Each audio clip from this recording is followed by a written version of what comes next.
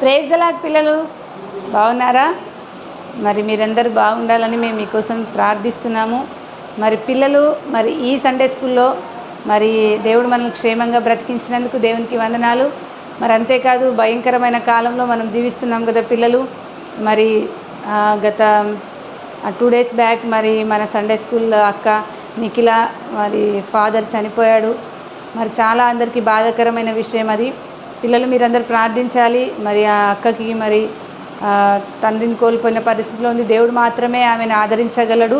మనమందరం ప్రార్థిస్తే దేవుడు తప్పక ఆ బిడ్డకు ఓదార్పును మరి ఆదరణను మరి ఆశ్రయం దుర్గంగా ఆయననే ఉంటాడు. కాబట్టి ఎంతమంది అయితే ఇంకా ఈ విధంగా దుఃఖంలో ఉన్నారో, బాధలో ఉన్నారో, మరి ఇంకా అనారోగ్యంతో ఉన్నారో వారందరి కోసం మనము ప్రార్థిద్దాం పిల్లలు.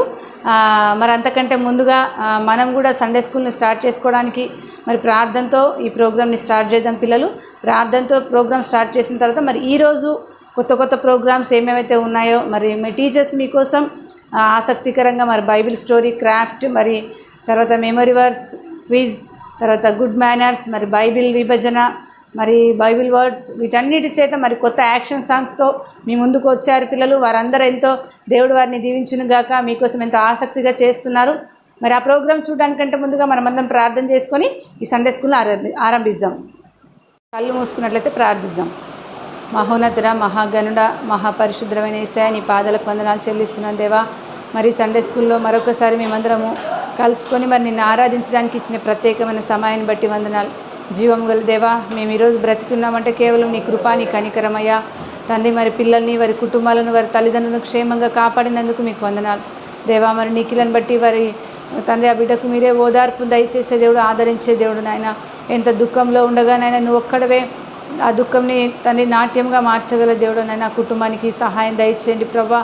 ఇంకా ఎంతమంది అయితే కుటుంబంలో దుఃఖంతోనూ, ఆయాసకరంతోనూ, బాధతో, ఇబ్బందితో ఉన్నారో వారందరినీ మీరు దర్శించండి ప్రభా. మీరే కృప చూపండి దేవా. మా సండే స్కూల్ పిల్లలందరూ ప్రార్థిస్తూ ఉండగా మీరే కనికరించండి. ప్రతి కుటుంబానికి క్షేమం దయచండి, ప్రతి కుటుంబానికి ఆరోగ్యం దయచండి అయ్యా. ప్రతి కుటుంబం చుట్టూ నీ రక్తాన్ని ప్రోక్షించి నీ దేవదూతల సహాయాన్ని పంపించండి దేవా. ఎక్కడికి వెళ్ళినా ఏ అపాయమును, ఏ తెగులును వారి గుడారంను సమీపించకుండా వారి చుట్టూ నీ కంచెవేండి అయ్యా. నీ రాకడ పర్యంతం వరకు నాయన మేమందరం నీ కొరకు ఎదురు చూసే కృపని నాయన. చిన్న బిడ్డలు ఎక్కడైనా పొరపాటు తప్పులు చేస్తున్నట్టయితే క్షమించండి దేవా. నీ కొరకు జీవించే గొప్ప భాగ్యము మా అందరికీ దయచేయమని మరి సండే స్కూల్ను మరి నీ చేతికి అప్పగిస్తూ యేసు పరిశుద్ధ నామమున అడిగి వేడుకుంటున్నాం తండ్రి, ఆమేన్.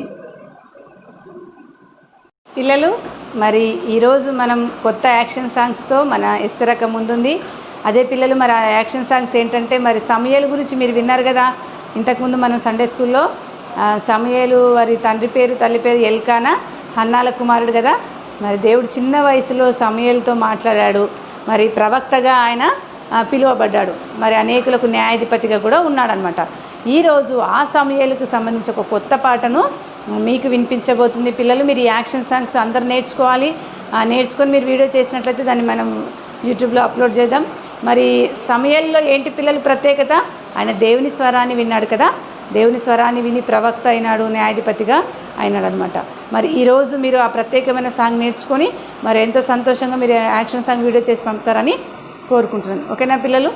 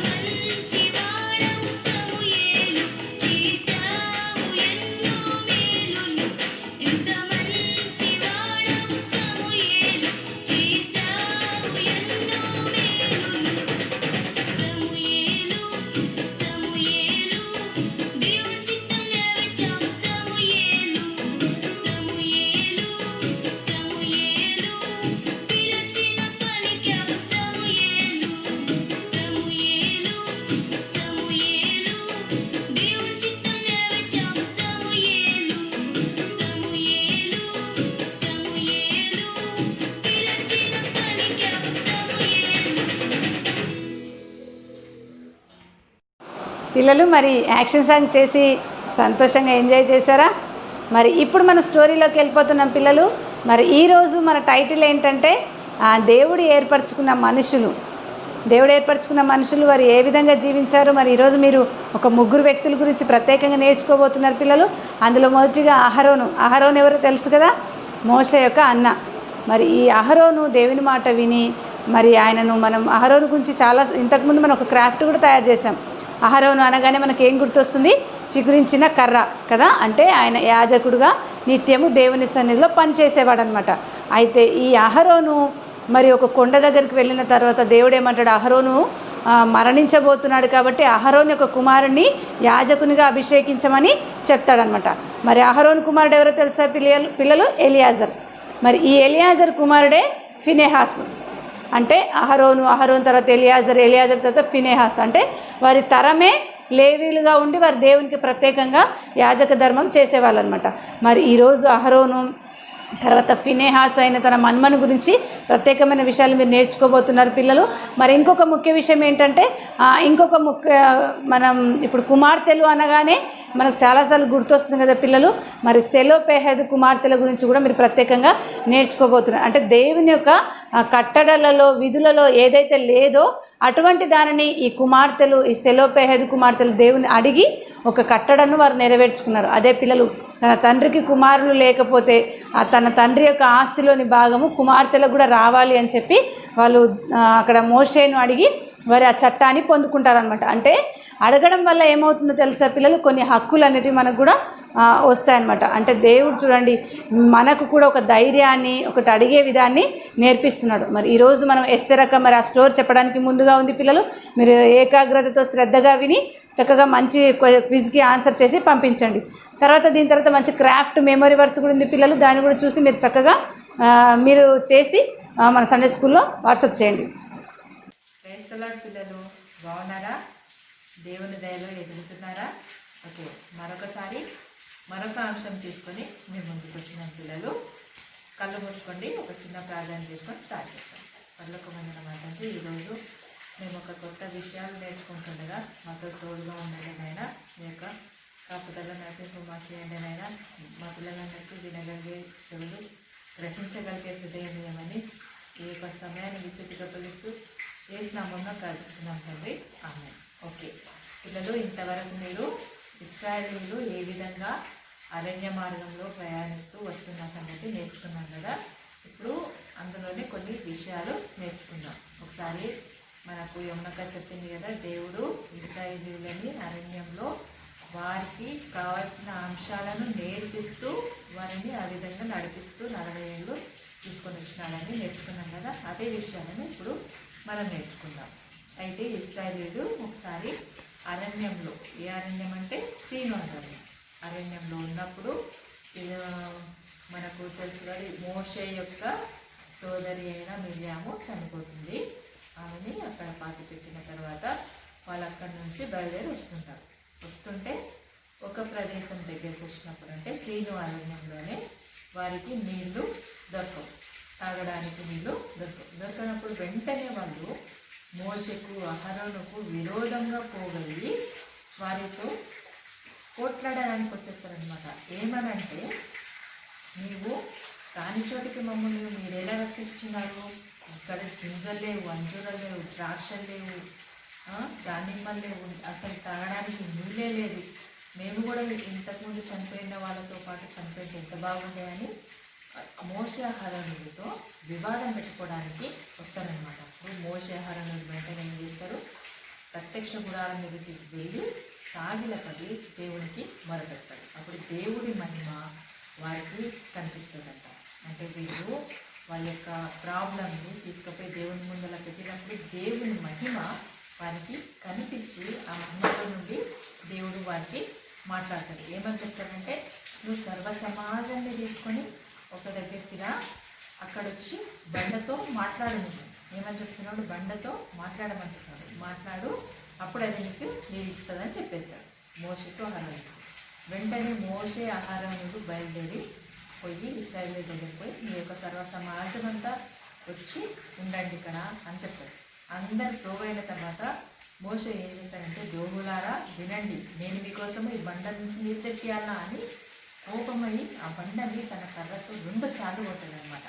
అప్పుడు అది వెంటనే నీళ్ళిస్తుంది. నీళ్ళిస్తే ఆ నీళ్ళని వాళ్ళు, వాళ్ళ పశువులు అందరూ తాగి సంతోషిస్తారనమాట.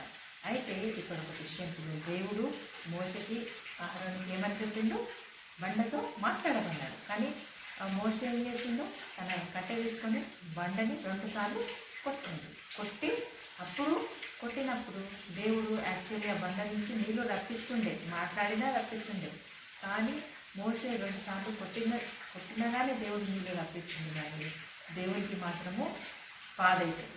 ఏమంటాడంటే, నువ్వు నా మాట విననందుకు అని మోషేని అహరోనుని పిలిపించి మళ్ళీ ఏమంటాడంటే, నేను మీకు చెప్పిన పని చేయకుండా మీరు నా యొక్క నామాన్ని పరిశుద్ధపరచకుండా మీరు వేరే పని చేసింది కనుక మీరిద్దరూ నేను ఇశ్రాయేలులకి ఇవ్వాలనుకుంటున్న దేశాన్ని చూడరు అని చెప్తారనమాట.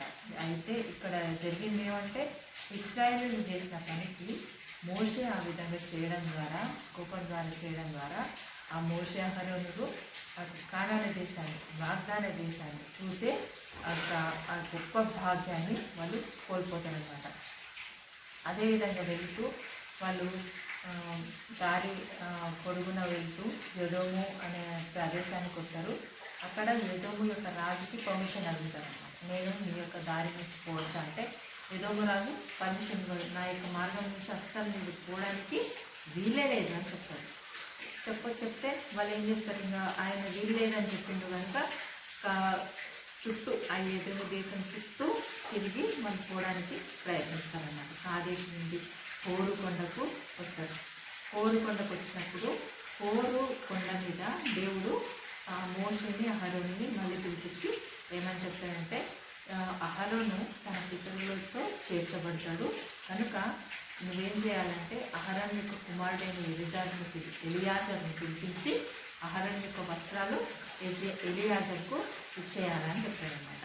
సరే అని అప్పుడు ఇశ్రాయేలీయులు అందరి యొద్దకు మోషే అహరోను వచ్చి, అంటే హోరు కొండ మీద నుంచి దిగి వచ్చి సర్వ సమాజం చూస్తుండగా ఎలియాజర్ని తీసుకొని పైనకి పోతారు. ఎవరెవరు, మోషే, అహరోను, ఎలియాజర్ ముగ్గురు పైనకి పోయిన తర్వాత దేవుడు చెప్పిన ప్రకారము మోషే అహరోను యొక్క వస్త్రాలను తీసి ఎలియాజర్కి ఇస్తారు. అక్కడ అహరోను చనిపోయిన తర్వాత ఇద్దరు, అంటే మోషే, ఎలియాజర్ భూమి కొండ దిగి కిందికి వస్తాయి. కిందికి వచ్చిన వెంటనే అందరికీ అర్థమైపోతుంది ఇక్కడ అహరోను చనిపోయిందని విషయం అర్థమైపోతుంది కనుక వాళ్ళు అక్కడ 30 రోజులు సంతాప దినాలు చేస్తారు.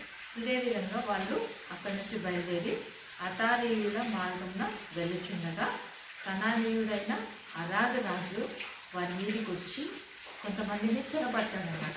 వాళ్ళు మార్గంలో పోతుండగా వాళ్ళు అరాదు రాజు వారి మీద పడి వాళ్ళల్లో కొంతమందిని తీసుకొని పోతారు, బానిసలుగా తీసుకొని పోతారు, చెరపట్టుకొని పోతారు. అయితే వెంటనే ఇశ్రాయేలీయులందరికీ చాలా కోపం వస్తుంది. చాలా కోపం వచ్చి దేవుడి మీదకి సాగిలపడి ఏమంటారంటే, ఈ జనములు గట్టిగా నువ్వు నాకు పడిస్తే నేను వారందరినీ నిర్మూలన చేస్తానని చెప్తాను. దేవుడి మీద సాగిలపడి అడిగినప్పుడు దేవుడు వాళ్ళ యొక్క మొరను ఆలకించి వారికి పొమ్మని చెప్పినప్పుడు వాళ్ళ యొక్క అరాదు రాజుని అందరినీ వాళ్ళ యొక్క సమస్తాన్ని ఓడించి వారందరి మీద విజయం పొందుతాడు. కనుక ఆ యొక్క ప్లేస్కి, అంటే ఆ ఉన్న పట్టణాన్నంతా నిర్మూలన చేసేసిందంట. ఆ ప్లేస్కి హొర్మా అన్న పేరు పెట్టారన్నమాట. హొర్మా అంటే నిర్మూలము అని అర్థం.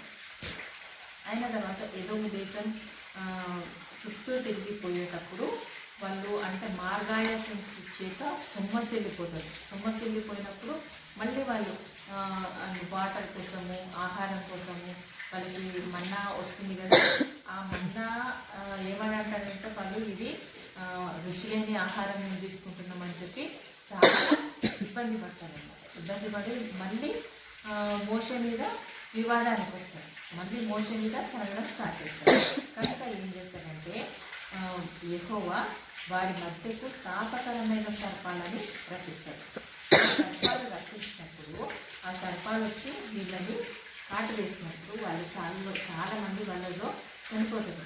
మళ్ళీ వాళ్ళంతా వారి యొక్క పాపాన్ని ఒప్పుకొని దేవుని దగ్గర ఒప్పుకొని నా మమ్మల్ని క్షమించండి అని ఒప్పుకున్నప్పుడు దేవుడు వాళ్ళు మోసకి ఏం చెప్తాడంటే ఒక ఆ యొక్క తాపకరమైన సర్పాన్ని పోలిన ప్రతిమను చేసి మేము ఒక కట్టెకు పెట్టి అక్కడ పెట్టు అని చెప్తాడు. దాన్ని ఎవరైతే చూస్తారో వాళ్ళందరికీ ఆ యొక్క జబ్బులు ఆ యొక్క రోగము ఉండదని చెప్తారు. అదేవిధంగా మోషే ఆ యొక్క సర్పం షేప్లో మన ప్రతిమ చేసి ఒక కట్టెకు చెప్పినప్పుడు ఆ యొక్క దాన్ని ఎవరైతే నిదానించి చూస్తారో వాళ్ళందరికీ ఆ తాపకరమైన పాము కుట్టినా కానీ కొట్టినా కానీ వారి యొక్క మరణం పొందకుండా మంచిగా ఉంటారనమాట.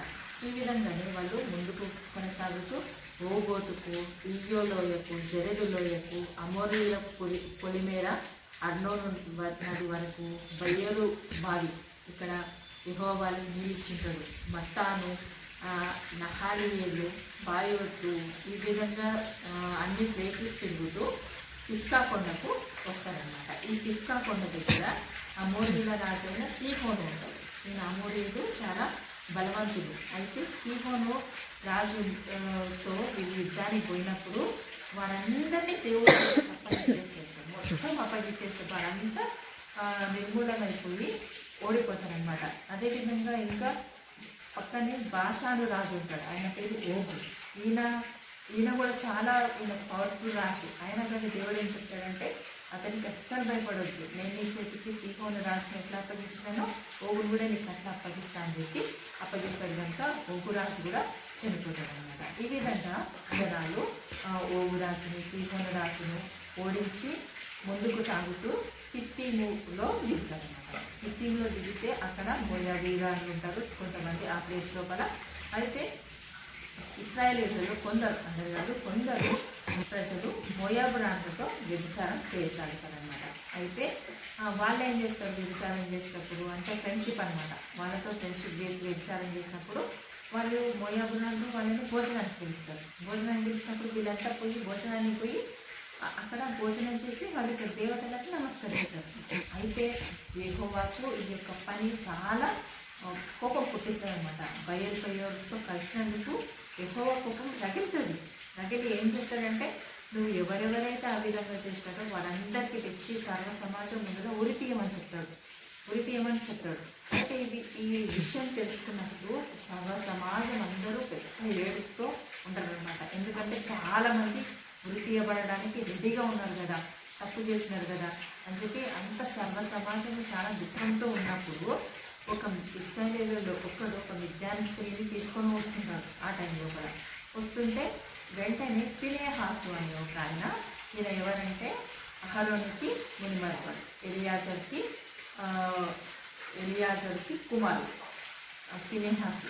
ఈయన ఒక ఈట తీసుకొని ఆ ఇశ్రాయేలీయుని ఆ యొక్క మిద్యాను ఇద్దరిని ఒకటేసారి పొడిచిన వాళ్ళ యొక్క కడుపు గుండా పొడిచినప్పుడు ఇద్దరి కడుపుల గుండా ఆ యొక్క ఈట పోయి వాళ్ళు చనిపోతారనమాట. అంటే చనిపోతారు కనుక ఆ యొక్క అంటే మిగతా జనాలంతా చనిపోయే పని లేకుండా ఆగిపోతుంది. ఆ తెగులు ఇక్కడికి ఆగిపోతుంది. అయితే దేవుడు ఏమని చెప్తాడంటే మోషేని పిలిపించి ఈ యొక్క ఫినెహాసు నా యొక్క కోపము అందరి మీద ఇశ్రాయేలు అందరి మీద అలా వెళ్ళిపోకుండా ఇద్దరిని చంపి ఆ యొక్క వీళ్ళందరినీ కాపాడింది కనుక ఫినెహాసుతో నేను ఒక నిత్య నిబంధన చేసుకుంటా. ఏం నిబంధన అంటే నిత్యం వాళ్ళకు యాజకత్వం చేసే నిబంధన నేను ఫినెహాసుగా చేసుకుంటానని చెప్పారనమాట.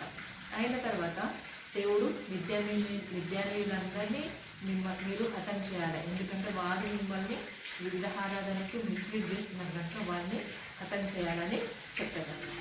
ఆ విధంగా మిద్యానీయుల గురించి యెహోవా ఇశ్రాయేలుకు ఆజ్ఞాపిస్తారు. తర్వాత ఒకసారి ఒక ఇన్సిడెంట్ జరుగుతుంది, దాని గురించి చెప్తున్నాం. అయితే మనకు తెలుసు కదా యోసేపుకి ఇశ్రాయేలీలందరి లోపల డబల్ స్వాస్థ్యం అంటే రెండింతల ఆశీర్వాదం, రెండింతల స్వాస్థ్యం ఇచ్చినాడు. అంటే యోసేపు యొక్క కుమారులైన మనష్షే, ఎఫ్రాయిము ఇద్దరికి తగిన పాలు దేవుడిచ్చుంటున్నాడు. అయితే వాళ్ళ లోపల అంటే మాకీరు మునిమన్మడు గిలాదు కొడుకు అయిన కోసెర్ల ఒక ఆయన పుట్టింటాడు. ఆయన పేరు సెలోపెహాదు. ఏం పేరు? సెలోపెహాదు. అయితే ఈయనకి 5 మంది కుమార్తెలు ఉంటారు. వాళ్ళ పేర్లు ఏంటంటే Mahlah, Noah, Hoglah, Milcah, Tirzah. ఈ కుమార్తెలే ఉంటారు, కుమారులు ఉంటారు. అయితే వాళ్ళందరూ వచ్చి మోషే దగ్గర ఒక విన్నపం చేసుకుంటారు. మోషే ఒక్కడే ఉన్నాడు, ఇప్పుడు అహరోన్ లేడు కదా, ఎక్కడ హోరా కొండ మీద చనిపోయినాడు, హోరు కొండ మీద. వీళ్ళు 5 మంది ఎవరెవరు? మహలా, ఒకసారి చెప్పుకుందాం, నోయా, హొగ్లా, మిల్కా, తిర్సా. ఈ 5 మంది, ఈ 5 మంది మోషే దగ్గరికి వచ్చి విన్నపం చేసుకుంటాడు. ఏమని చేసుకుంటారంటే, మా యొక్క తండ్రి అరణ్యంలోనే చనిపోయినాడు.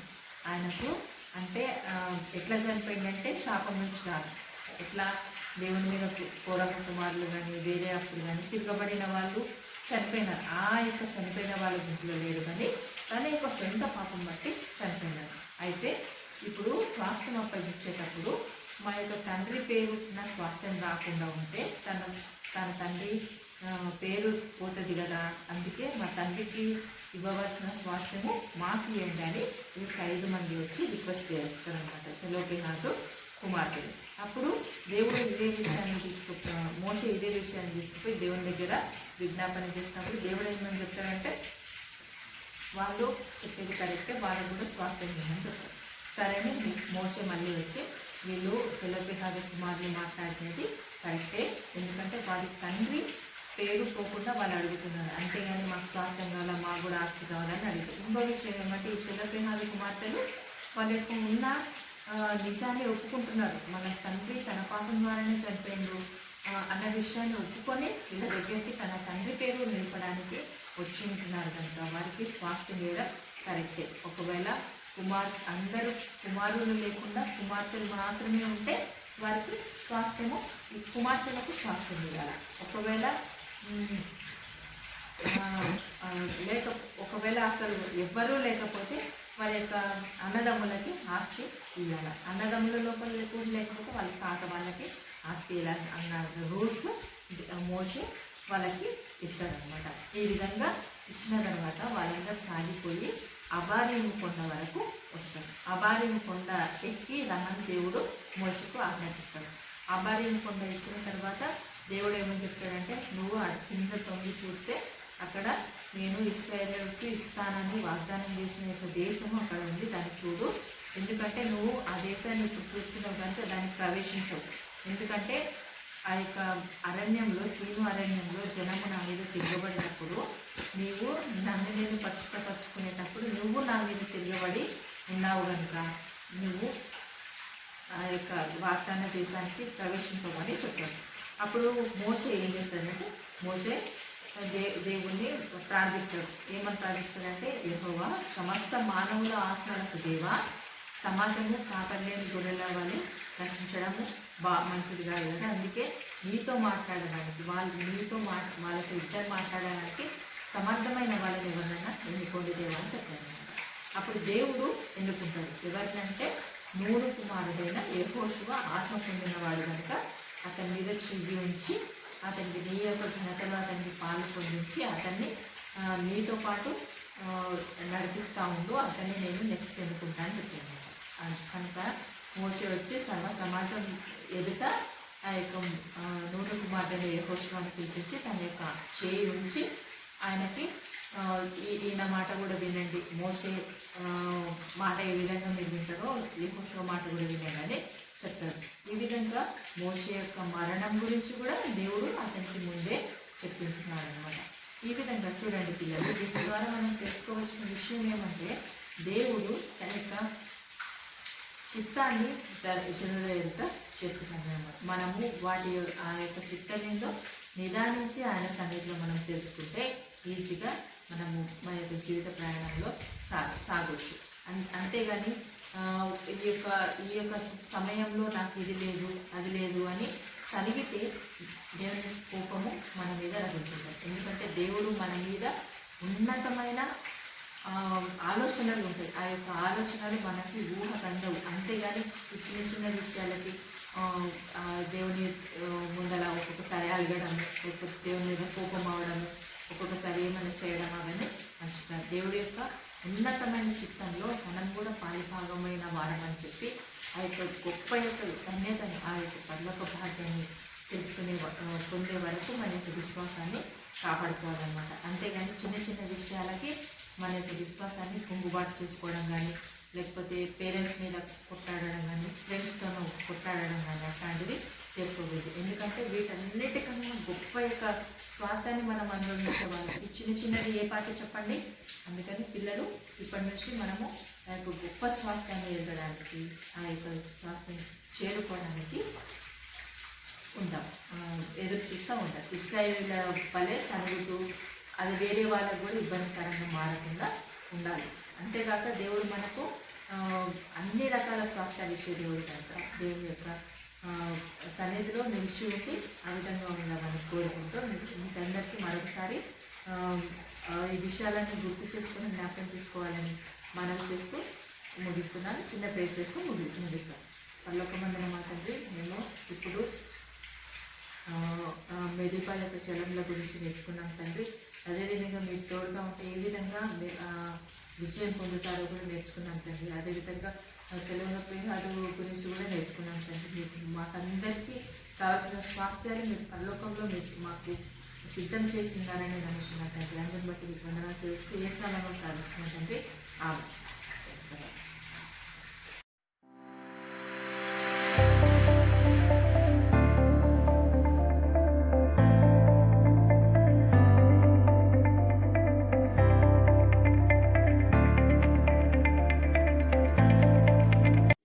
పిల్లలు, ఈరోజు మీకు క్రాఫ్ట్ వర్క్ కావాల్సిన వస్తువులు colour papers, scissor, marker, scale, gum.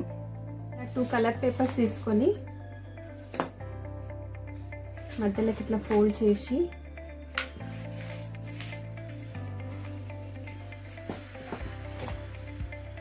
ఒక సర్కిల్ డ్రా చేసుకోండి.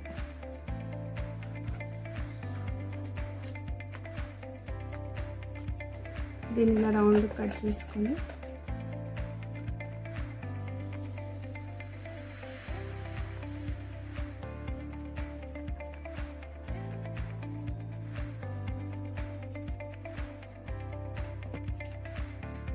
ఈ 4 సర్కిల్స్గా ఉన్న ఈ కలర్ పేపర్స్ని మధ్యలోకి ఇట్లా అన్నీ ఫోల్డ్ చేసుకోవాలి.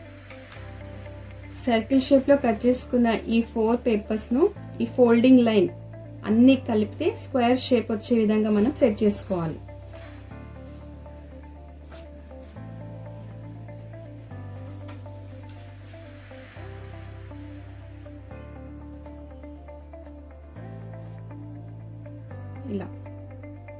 ఇలా చేసుకున్న వాటిని గమ్తో మనము ఇక్కడ స్టిక్ చేసుకోవాలి.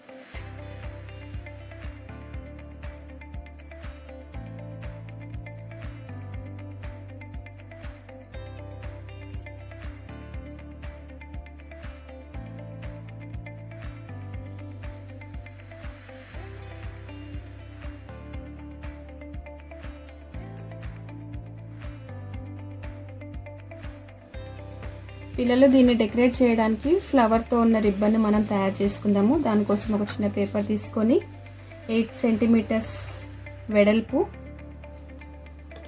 8 సెంటీమీటర్స్ పొడవు పేపర్ను కట్ చేసుకోండి.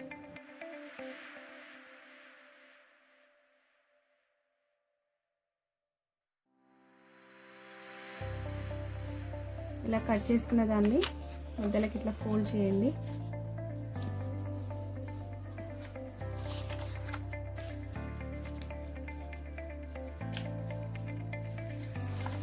ఇలా ఫోల్డ్ చేసినాక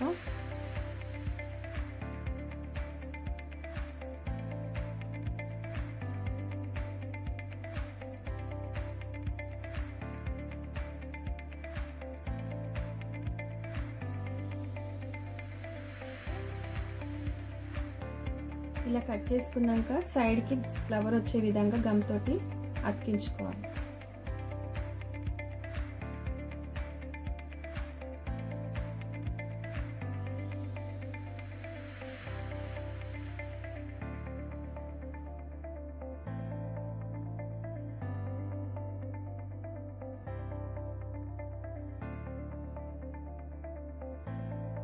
ఒక పేపర్ని తీసుకొని మనం రిబ్బన్ లాగా కట్ చేసుకొని దీనికి ఇలా మనం గమ్ తోటి అతికించాలి.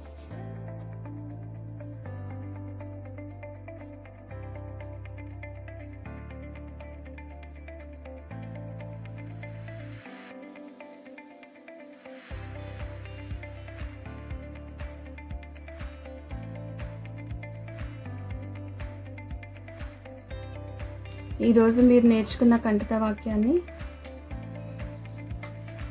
ఒక వైట్ పేపర్ తీసుకొని రాసి దీని లోపల పెట్టేయండి.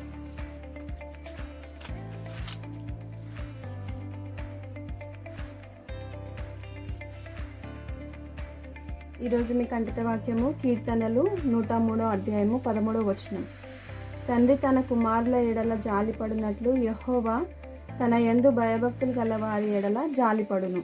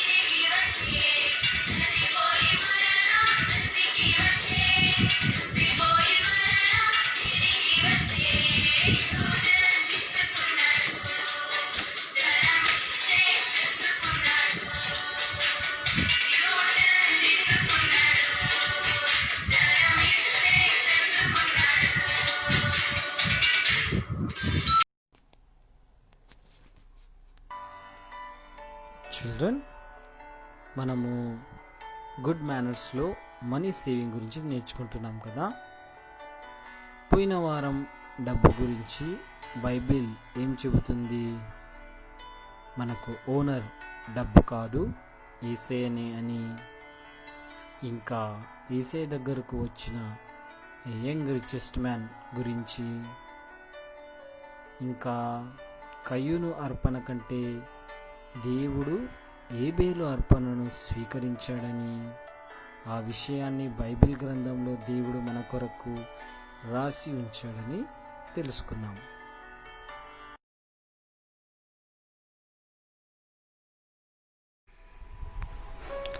చిల్డ్రన్, ఇప్పటి వరకు దేవునికి కానుకలు అర్పించే అర్పణల గురించి తెలుసుకున్నారు. మరి బీదలకు ఇవ్వడం మరియు పొదుపు చేయడం గురించి కూడా తెలుసుకుందాం. బీదలకు ఇవ్వడం అంటే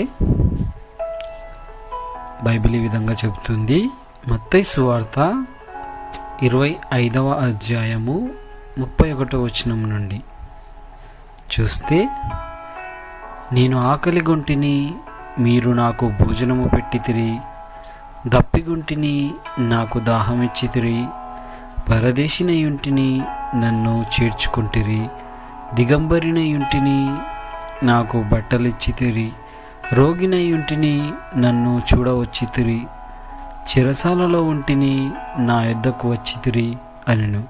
అందుకు నీతిమంతులు, మేము ఎప్పుడు ఇవన్నీ మీకు చేసితిమి ప్రభువా అని అడిగిరి. అందుకు యేసు, ఇదిగో బీదవారైన, అనాథలైన, రోగులైన, అభాగ్యులైన వీరికి మీరు చేశారు గనుక నాకు చేసినట్లే అని దేవుడు వారిని పరలోకంలో చేర్చుకుంటాడు. మరి బీదలను కనికరించని వాళ్ళు కూడా ఉన్నారు. చిల్డ్రన్, వారిని దేవుడు నిత్యాగ్నిలోనికి పంపివేస్తాడు. చూడండి, బీదలకివ్వడం ద్వారా పరలోకం, నిత్య జీవం, యేసయ్యతో జీవించడం. బీదలకు ఇవ్వకపోవడం ద్వారా నిత్యాగ్ని, నిత్య శిక్ష, నరకంలోకి వెళ్ళిపోయే అవకాశం ఉంది.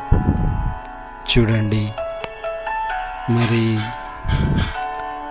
మీరే చూస్ చేసుకోండి, నిత్య జీవమా లేదా నిత్య శిక్షణ. ఇక పొదుపు గురించి చివరిగా నేర్చుకుందామా? భూమి మీద మీ కొరకు ధనమును కూర్చుకొనవద్దు, ఇక్కడ చిమ్మటయు తుప్పును ధనమును తినివేయును, దొంగలు కన్నము వేసి దొంగిలెదరు. పరలోకమందు మీ కొరకు ధనము కూర్చుకునుడి, అచట చిమ్మటైనను తుప్పైనను దానిని తినివేయదు, దొంగలు కన్నము వేసి దొంగిలరు. నీ ధనం ఎక్కడ నుండునో అక్కడనే నీ హృదయము ఉండును. మత్తయి సువార్త 6వ అధ్యాయము 19వ వచనం. ఈ వాక్యం చదువుతుంటే నేను చిన్నప్పుడు విన్న ఒక చిన్న స్టోరీ గుర్తొస్తుంది. అదేంటంటే, ఒక ముసలామె ఎప్పుడు తన మంచం మీద ఉన్న బెడ్ మీద నుంచి లేచేది కాదంట. ఎంత మంచి పని అయినా అక్కడి నుంచి లేచేది కాదంట. వాళ్ళ కొడుకులు, కూతుళ్ళు, మనమళ్ళు, మన్మరాళ్ళు అందరూ ఆమెను, ఏమవ్వా, ఎందుకు అక్కడి నుంచి లేవవు, ఆ స్థలం అంటే నీకు అంత ఇష్టమా అని అనేవారట. స్నానానికి వెళ్ళినా, వాష్రూమ్కి వెళ్ళినా ఇలా వెళ్ళి అలా వచ్చేదంట. ఇదంతా గమనించిన ఒక మనవడు, మా అవ్వ ఈ బెడ్లో ఏమో ఉంచింది, అదేంటో చూడాలని ఒకరోజు ఆమె స్నానానికి వెళ్ళినప్పుడు వచ్చి బెడ్ తీసి చూస్తే అందులో డబ్బులు 12 లక్షల రూపాయలు అక్కడ ఉన్నాయట. ఇక ఎవ్వరికి చెప్పకుండా ఆ మనమడు ఆ డబ్బుల్ని తీసుకెళ్ళిపోయాడంట. వచ్చి చూసిన ముసలామె బెడ్ కింద డబ్బులు లేకపోవడం చూసి లబోదిబో అని ఏడ్చేసిందంట. చూడండి చిల్డ్రన్, మనము పైన మనం చెప్పుకున్న వాక్యాన్ని, ఈ ఎగ్జాంపుల్ కరెక్ట్గా సరిపోయింది కదా. ఆమె తిని తినక కష్టపడి పోగు చేసుకున్న డబ్బు దొంగెత్తుకెళ్ళిపోయాడు. ఈ లోకంలో డబ్బు ఎవరి దగ్గరైనా దాచుకుంటే మరి ఎక్కడైనా దాచుకున్నా భద్రత లేదు. కానీ మన ఐశ్వర్యానికి యజమాని అయిన యేసయ్య దగ్గర మనం డబ్బు దాచుకుంటే మనకు ఎటువంటి కష్టం వచ్చినా వెంటనే తన పరలోకపు బ్యాంక్లో నుండి మనకు ఇచ్చేస్తారు. మరి యేసయ్య దగ్గర డబ్బు ఎలా దాచుకోవాలో అనే కదా మీ డౌట్. చెప్తాను. ఎలా అంటే కానుకల రూపంలో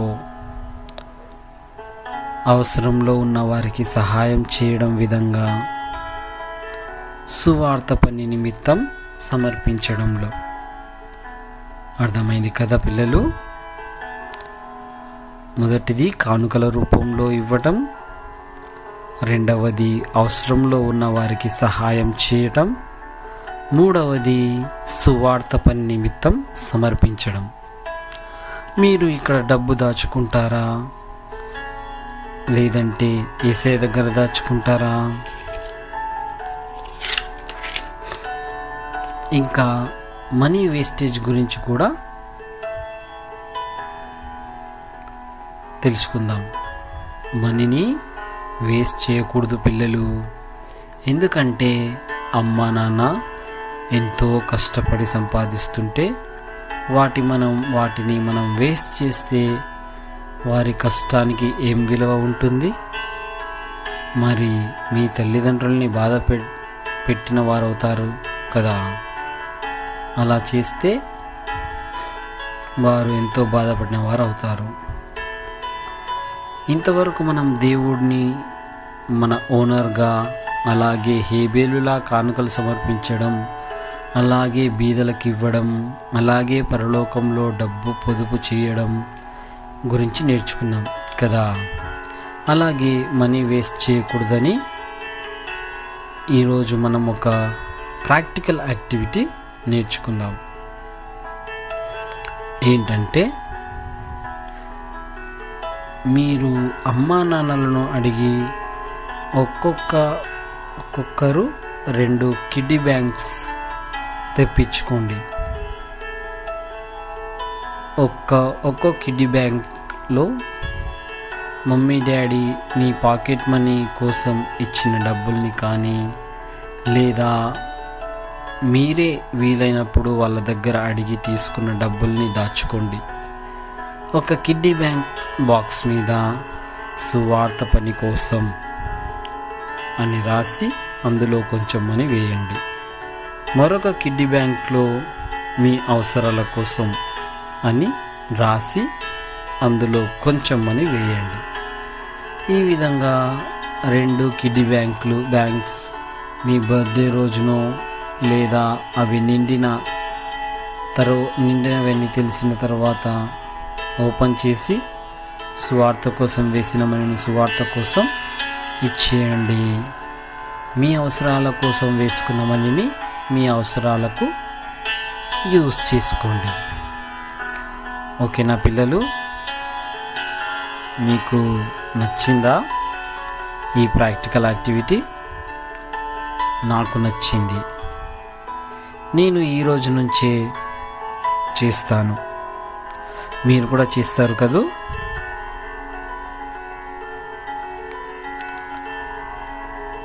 thank you one and all. Take care children.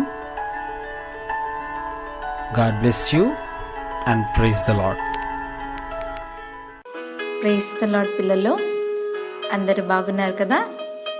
మరి మనము ఇంకో కొత్త వారంలోకి వచ్చేసాం. మనందరికీ చాలా ఇష్టమైన సండేలో మనం ఉన్నాం కదా పిల్లలు. మరి ఈరోజు సండే స్కూల్ ఆన్లైన్ ప్రోగ్రాంలో మనము బైబిల్ డిక్షనరీ అనే కొత్త ప్రోగ్రాంలోకి వచ్చేసాం. లాస్ట్ వీక్ మనం ఈ బైబిల్ డిక్షనరీ అనే ప్రోగ్రాంలో 10 వర్డ్స్ నేర్చుకున్నాము. అలాగే ఈ వారం కూడా మరొక 10 వర్డ్స్ నేర్చుకుందాం పిల్లలు. మరి మీ పెన్ నోట్బుక్ తీసుకొని మీరు రెడీగా ఉన్నట్లయితే నేను వర్డ్స్ మీకు చెప్తూ ఉంటాను, మీరు నోట్ చేసుకోండి. సరేనా పిల్లలు? సరే. ఫస్ట్ వర్డ్ ఆది కాలము. అనాది కాలము. ఆది కాలము అంటే in the beginning. In the beginning అంటే అన్నింటికంటే ముందు. అన్నింటికంటే ముందు అంటే ఆకాశము, భూమి, సముద్రము, సూర్యచంద్ర నక్షత్రాలు, అసలు మనుషులు ఇంకెవ్వరూ లేనప్పుడు ఉన్న కాలాన్ని, దేవుడొక్కడే ఉన్న కాలాన్ని ఆది కాలము, అనాది కాలము అని పిలుస్తుంటారు. ఆది కాలము అంటే ఇన్ ది బిగినింగ్. అర్థమైంది కదా. రెండవ వర్డ్ వాక్యము, వర్డ్ ఆఫ్ గాడ్. దేవుని మాట, దేవుని వాక్కు అని అర్థము. అలాగే యోహాను సువార్తలో వాక్యము అంటే దేవుడు అని కూడా అర్థము. కాబట్టి వాక్యము అనగా ఎవరు? యేసుక్రీస్తు ప్రభువారే. థర్డ్ వర్డ్ సంకల్పము, called according to his purpose. అంటే తన చిత్త ప్రకారం నిబంధన చేసుకోవడము లేదా పనికి పూనుకోవడము అని అర్థము. చూసారా పిల్లలు, సంకల్పము అంటే తన మనసులో దేవుడు ఒక ప్రణాళికను అనుకొని ఆ ప్రణాళిక ప్రకారము దేవుడు పని చేయడాన్ని సంకల్పించడము, సంకల్పం చేయడము అని అంటారు. Fourth word సృజించడము. సృజించడము అంటే క్రియేషన్. క్రియేషన్ అంటే తయారు చేయడము. ఫిఫ్త్ వర్డ్ శరీరధారి. వర్డ్ బికెమ్ ఫ్లెష్ అంటే దేవుని వాక్కు మానవునిగా శరీర రీతిగా ఈ భూమి మీదికి రావడము. అంటే దేవుడే మానవుడిగా భూమి మీదకు రావడాన్ని శరీరధారి, శరీరమును ధరించుకొనిన వ్యక్తి అని అర్థము. అది యేసుక్రీస్తు ప్రభువారు. అలాగే సిక్స్త్ వర్డ్ కృపా సత్య సంపూర్ణుడు, full of grace and truth.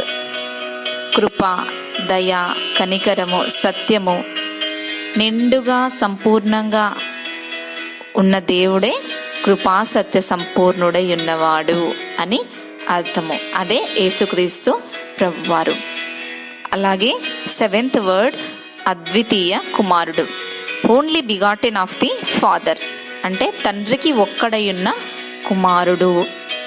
యెహోవా దేవునికి అంటే తండ్రి అయిన దేవునికి యేసుక్రీస్తు ప్రభువారు ఒక్కరే కుమారుడు. అంటే జనితైక కుమారుడు, ఒక్కడే కుమారుడు. అద్వితీయము అంటే, ద్వితీయము అంటే రెండు, అద్వితీయము అంటే కానిది, రెండవది కానిది, ఒక్కటే అయ్యున్నది అని అర్థము. అంటే ఒక్కడే అయ్యున్న కుమారుడే అద్వితీయ కుమారుడు. Eighth word ప్రకాశించడము.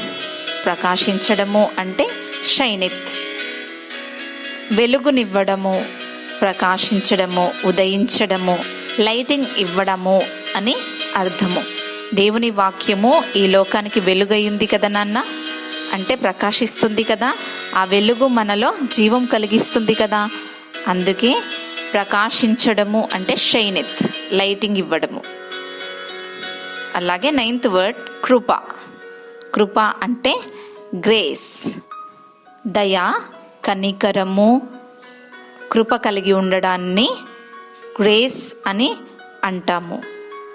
యేసుక్రీస్తు ప్రభువారు ఈ లోకానికి శరీరధారిగా వచ్చి మనందరి మీద ప్రేమ చూపించి, కృప చూపించి, ముఖ్యంగా అంటే పాపంలో పడి ఉన్న మనలను పరలోక వారసులుగా చేయగలిగిన కార్యమునే కృప అని పిలుస్తారు.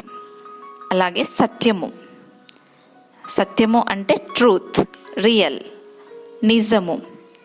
యేసుక్రీస్తు ప్రభువారిని సత్యము అని కూడా పిలుస్తారు. అంతే కదా పిల్లలు.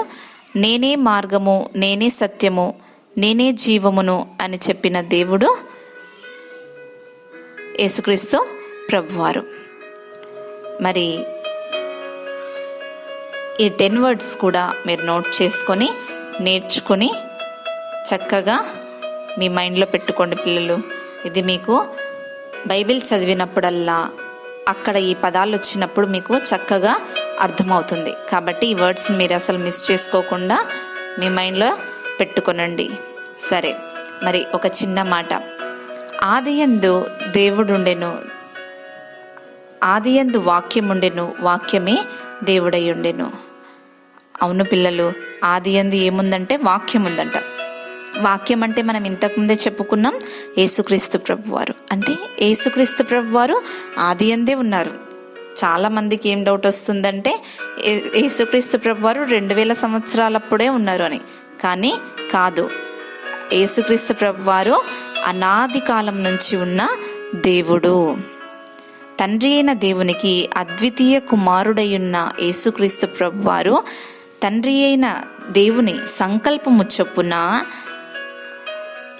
సృష్టిని సృజించి శరీరధారిగా కృపాసత్య సంపూర్ణుడిగా మన మధ్యలోనికి వచ్చి ఆయన కృపచేత మనందరి మీద తన వెలుగును ప్రకాశింపచేసి మనము సత్యంలోనికి నడిపించబడుటకు తను కల్వరిలో బలియాగమై మనందరి కొరకు ప్రాణత్యాగం చేసి మన కొరకు ఇప్పుడు పరలోకంలో నివాసములు సిద్ధపరుస్తున్న దేవుడే యేసుక్రీస్తు ప్రభువారు. అంటే చూడండి నాన్న, అనాది కాలం నుంచి ఈ కాలం వరకు ఉన్న దేవుడు యేసుక్రీస్తు ప్రభువారు. కాబట్టి ఈ మాటల్ని జాగ్రత్తగా మీ మైండ్లో ఉంచుకోనండి. దేవునికి ఎల్లప్పుడూ ప్రార్థన చేస్తూ దేవుణ్ణి మహిమపరచండి నాన్న. మంచిది పిల్లలు. మరి ఇంతవరకు మీరు 10 వర్డ్స్ వాటి అర్థాలు నేర్చుకున్నారు. అలాగే యేసుక్రీస్తు ప్రభువారు అనాది నుంచి ఉన్న దేవుడని కూడా నేర్చుకున్నారు. మరి ఇవన్నీ కూడా మీ నోట్స్లో రాసుకోండి. అలాగే మీరు మైండ్లో కూడా గుర్తుంచుకోండి. మంచిది పిల్లలు. Thank you. Praise the lord.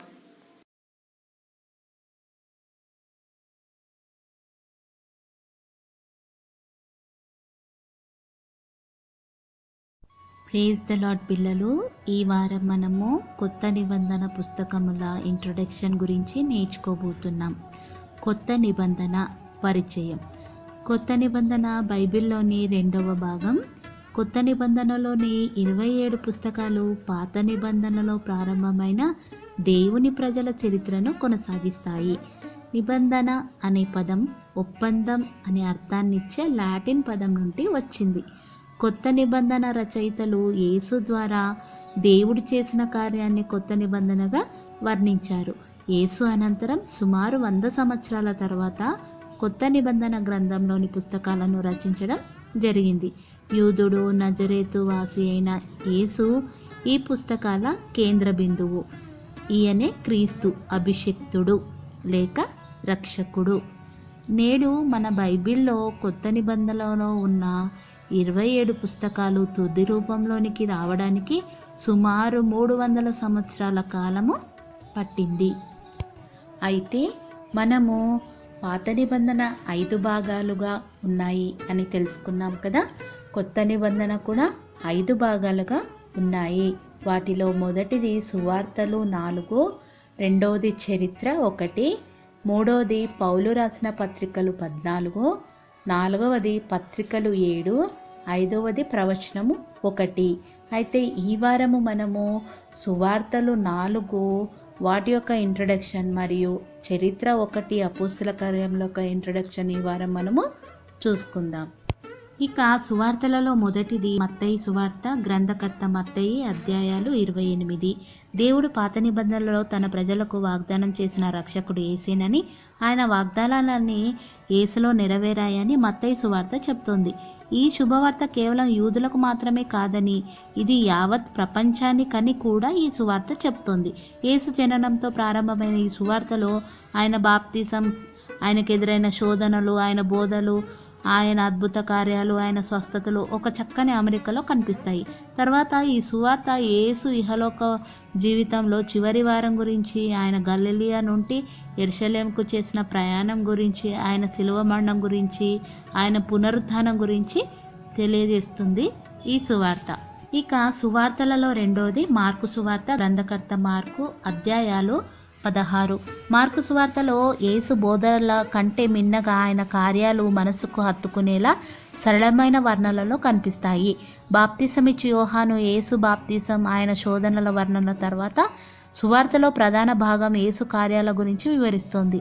తుది అధ్యాయాలు యేసు ఇహలోక జీవితంలోని చివరి వారంలో జరిగిన సంఘటనల గురించి, ఆయన మరణ పునరుత్థానాల గురించి వివరిస్తుంది మార్కు సువార్త. ఇక మూడవది లూకా సువార్త. గ్రంథకర్త లూకా. అధ్యాయాలు 24. దేవుడు ఇజ్రాయేలీయులకు వాగ్దానం చేసిన రక్షకుడు, సకల మానవాళి విమోచకుడు యేసేనని లూకా సువార్త తెలియజేస్తుంది. దేవుడు యేసును బీదలకు సువార్త ప్రకటించుటకై తన ఆత్మతో నింపాడని ప్రస్తావించిన ఈ సువార్తలో సంతోషనాదం అంతర్లీనంగా కనిపిస్తోంది. యేసు జననంతో ప్రారంభమై ఆయన పరిచర్యను, బోధనలను, ఆయన జీవితంలోని ముఖ్య ఘట్టాలను వివరిస్తూ ఆయన ఆరోహణంతో ముగిసిన ఈ సువార్తలో ప్రార్థన గురించి, పరిశుద్ధాత్మ గురించి, యేసు పరిచర్యలో స్త్రీల ప్రాముఖ్యతను గురించి, పాపక్షమాపణ గురించి వివరిస్తోంది ఈ సువార్త. ఇక సువార్తలలో చివరిది మరియు 4వది అయిన యోహాను సువార్త. గ్రంథకర్త యోహాను. అధ్యాయాలు 21. యోహాను సువార్త శరీరధారి అయి మన మధ్య నివసించిన వాక్యము యేసేనని ప్రస్తావిస్తోంది. దేవుడు వాగ్దానం చేసిన రక్షకుడు మరియు దేవుని కుమారుడు యేసేనని నమ్మి ఆయనలో జీవం పొందాలని రచయిత ఉద్దేశం.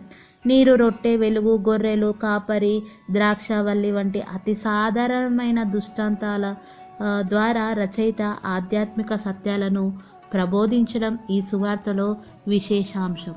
ఇక కొత్త నిబంధనలోని 5 భాగాలలో 2వ భాగమైన చరిత్ర ఒకటే.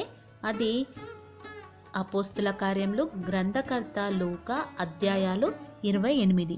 యేసు తొలి శిష్యులు పరిశుద్ధాత్మ నడిపింపులో యెరూషలేములో, యూదయ, సమరయ దేశముల యందంతటను భూదిగంతముల వరకును ఎలా సువార్త ప్రకటించారో ప్రాముఖ్యంగా తెలియజేసే అపోస్తుల కార్యముల గ్రంథాన్ని లూకా సువార్త తరువాయి భాగంగా చెప్పవచ్చు. యూదుల్లో ప్రారంభమైన యావత్ ప్రపంచానికి వ్యాప్తి చెందిన క్రైస్తవ ఉద్యమ స్ఫూర్తి ఈ గ్రంథంలో ప్రధాన కథనం. అపోస్తుల కార్యంలో గ్రంథంలోని ప్రధాన భాగాలు 3. యేసు పునరుత్థానం తర్వాత యెరూషలేంలో ప్రారంభమైన క్రైస్తవ ఉద్యమ స్ఫూర్తి, పాలస్తీనాలోని ఇతర ప్రాంతాలకు వ్యాప్తి, మధ్యధరా ప్రాంతానికి ఇంకా అవతలి తీరాలకు రోమా వరకు వ్యాప్తి, యూదుల పర్వదినమైన పెంతెకోస్తు నాడు యెరూషలేంలో విశ్వాసుల మీదకి దిగివచ్చిన పరిశుద్ధాత్మ ద్వారా జరిగిన కార్యాలు ఈ గ్రంథంలో విశేషాంశంగా మనము చెప్పుకోవచ్చు.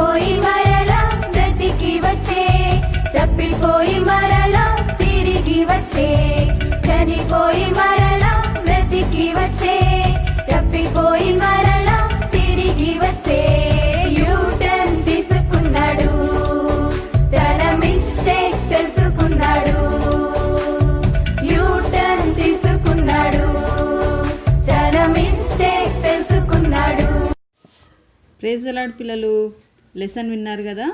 ఈరోజు లెసన్కు సంబంధించిన క్వశ్చన్స్ అడుగుతాను, సిద్ధంగా ఉన్నారా? మొదటగా బిగినర్స్ మరియు ప్రైమరీ వారికి క్వశ్చన్. మొదటి క్వశ్చన్, అహరోను ఏ కొండపై మృతి పొందినాడు?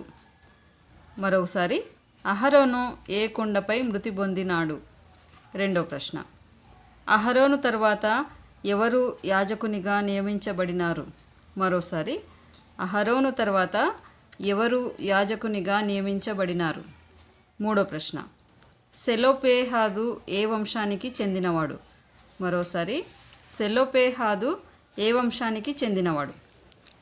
నాలుగో ప్రశ్న, ఎవరిని నిర్మూలం చేయవలనని యెహోవా చెప్పినాడు? మరొకసారి, ఎవరిని నిర్మూలం చేయవలనని యెహోవా చెప్పినాడు? లాస్ట్ ప్రశ్న, హోర్మా అనగా అర్థమేమిటి? హోర్మా అనగా అర్థమేమిటి? నెక్స్ట్ సీనియర్స్ అండ్ ఇంటర్మీడియట్ మరియు జూనియర్ పిల్లలకు క్వశ్చన్స్. మొదటి ప్రశ్న, మోషే అహరోనులు వాగ్దాన దేశంలో ప్రవేశించబడకపోవడానికి కారణమేమి? మోషే అహరోనులు వాగ్దాన దేశంలో ప్రవేశించబడకపోవడానికి కారణమేమి? రెండవ ప్రశ్న, తాపకరమైన సర్పములు ఎందుకు ఇజ్రాయేలుల మధ్యకు వచ్చినాయి? తాపకరమైన సర్పములు ఎందుకు ఇజ్రాయేలుల మధ్యకు వచ్చినాయి? మూడో క్వశ్చన్, ఇజ్రాయేలీలు ఓడించిన 3 రాజుల పేర్లు రాయండి. ఇజ్రాయేలీలు ఓడించిన 3 రాజుల పేర్లు రాయండి. నాలుగో ప్రశ్న, సెలోపేహాదు కుమార్తెల పేర్లు రాయండి. మరోసారి, సెలోపేహాదు కుమార్తెల పేర్లు వ్రాయండి. చివరి ప్రశ్న, ఐదవది, ఫినెహాసు చేసిన మంచి పని ఏమి? దేవుడు అతనితో నిబంధన చేసుకోవడానికి కారణమేమి? ఫినెహాసు చేసిన మంచి పని ఏమి? దేవుడు అతనితో నిబంధన చేసుకోవడానికి కారణమేమి? ఈ ప్రశ్నలకన్నిటికీ జవాబు రాసి వాట్సాప్ గ్రూప్కి పంపండి. Thank you.